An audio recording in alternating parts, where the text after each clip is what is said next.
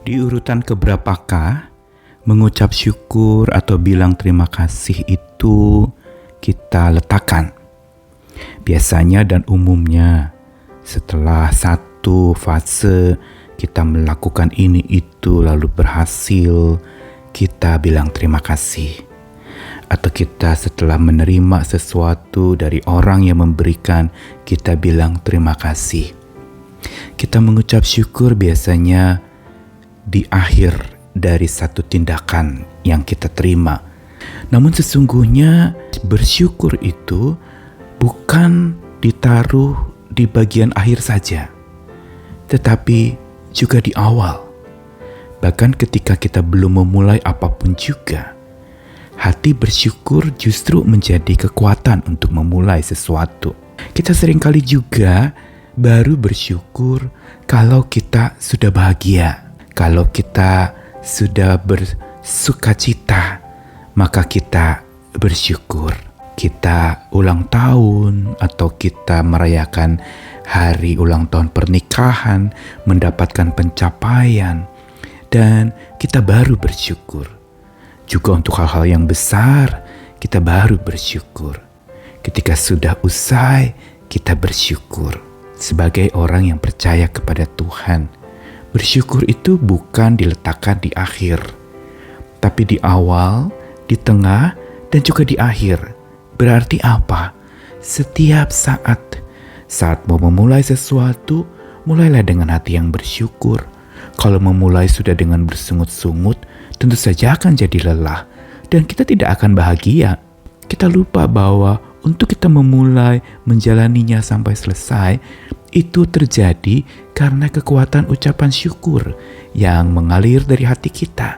Karenanya jangan tunggu bahagia baru bersyukur. Juga jangan tunggu damai datang baru bersyukur.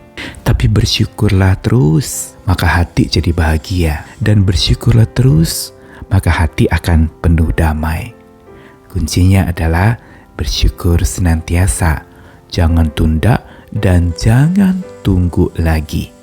Saya Nicholas Kurniawan menemani di dalam Sabda Tuhan. Hari ini ada 2 bagian yang akan dibacakan. Pertama dari Habakuk 3 ayat 17-19. Sekalipun pohon ara tidak berbunga, pohon anggur tidak berbuah, hasil pohon zaitun mengecewakan, sekalipun ladang-ladang tidak menghasilkan bahan makanan, kambing domba terhalau dari kurungan, dan tidak ada lembu sapi dalam kandang, namun aku akan bersorak-sorak di dalam Tuhan, beria-ria di dalam Allah yang menyelamatkan aku. Allah Tuhanku itu kekuatanku. Ia membuat kakiku seperti kaki rusa. Ia membiarkan aku berjejak di bukit-bukitku. Lalu satu lagi dari Kisah Para Rasul pasal 16 ayat 25 dan 26.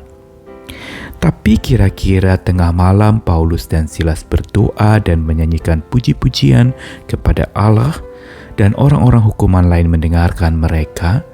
Akan tetapi terjadilah gempa bumi yang hebat, sehingga sendi-sendi penjara itu goyah. Dan seketika itu juga terbukalah semua pintu dan terlepaslah belenggu mereka semua.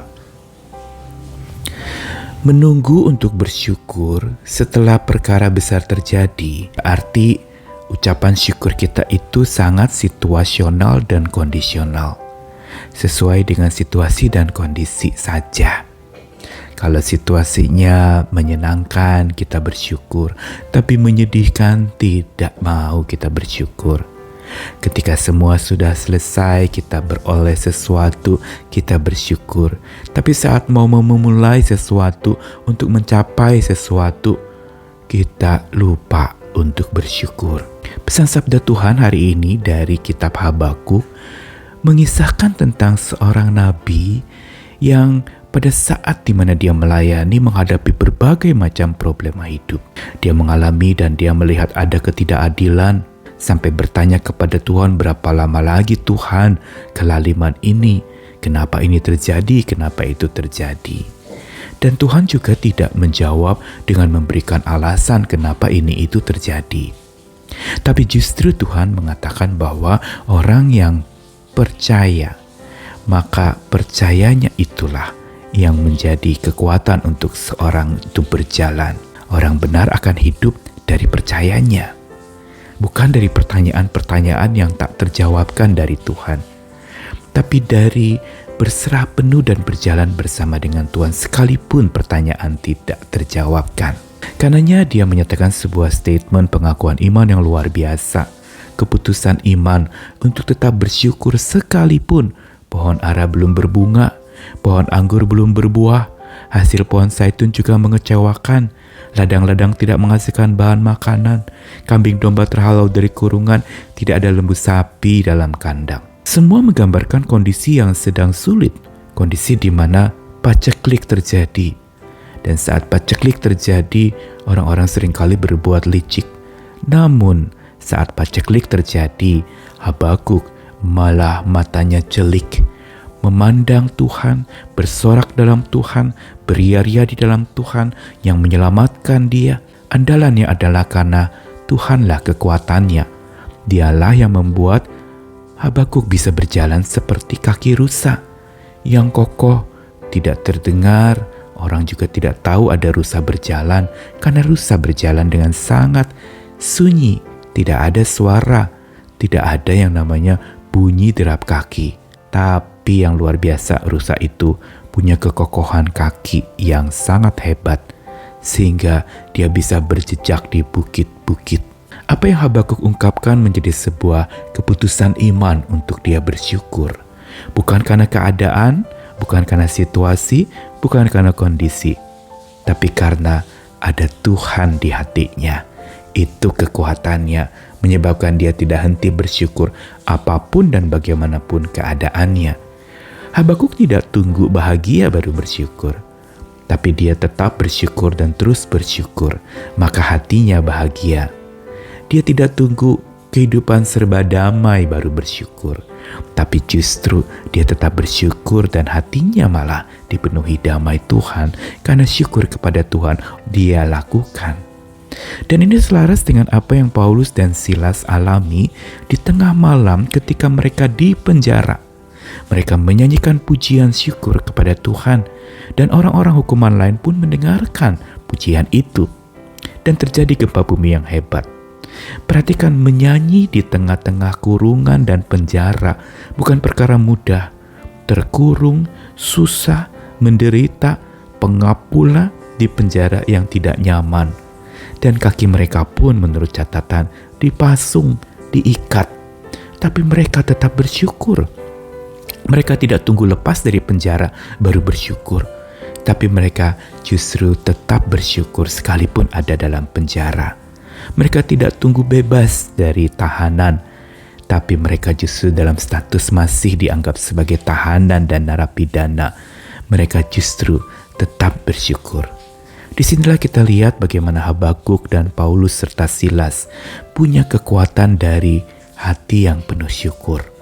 Karenanya pesan sabda Tuhan yang sederhana buat kita hari ini adalah jangan tunggu sesuatu terjadi baru bersyukur. Tetaplah bersyukur tanpa henti. Dan itu yang menjadi kekuatan kita untuk berbahagia. Dan jangan tunggu kondisi semua serba damai, baik-baik saja, sudah sembuh, sudah pulih baru bersyukur. Tapi saat sedang tidak baik-baik saja, bahkan ketika kita menghadapi berbagai macam problema hidup, tetaplah bersyukur, jangan berhenti bersyukur, dan hati akan dipenuhi damai. Tetaplah bersukacita, tetaplah bersyukur, dialah kekuatan kita.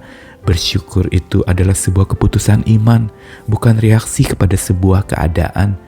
Bersyukur itu adalah sesuatu yang justru memunculkan sukacita, damai, dan bahagia. Dan bersyukur mengubah fokus hati kita dari masalah justru kepada Tuhan yang mengatasi masalah.